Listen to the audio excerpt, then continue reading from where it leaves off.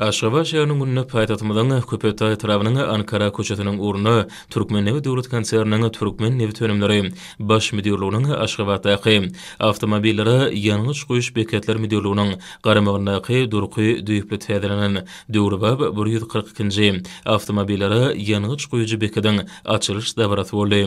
Türkmen Nevi Tönümleri baş müdirliginiň garamagyndaky hojalyk hataplaşandaky abatlaýyş guruluşyk müdirliginiň guruluşçylary ýokary hil derejesinde düýüpli guruluşyk işlerini geçirdiler. Beket tasamy kuwatly boýunça her gece günüň dowamynda 1500 sany awtology hyzmat etmäge niýetlenenler, müşteriler bilen goýulan ýanyş üçin hasaplaşyklary nagyt hemde nagyt däl görnüşinde, ýagny elektron bank kartlary arkaly hasaplaşyklary geçirmäge mümkinçiligi bar. Döwrebab 142-nji belgili awtomobillere ýanyş goýujy beketinde Döwrebab sanly wiza gödäwçilik enjamlar hemde merkezi elektron hasabatlaryň ulgamamy işe goýberli.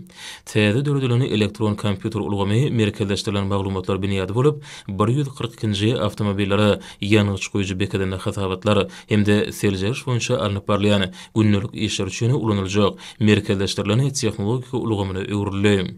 Dördülýän mümkinçilikler üçin müdirligiň işgärleri türkmen halkynyň milli lideri Gahrman Arkadamyda hemde Arkadagly Gahrman Serdarmyda hoşallyk bildirýärler.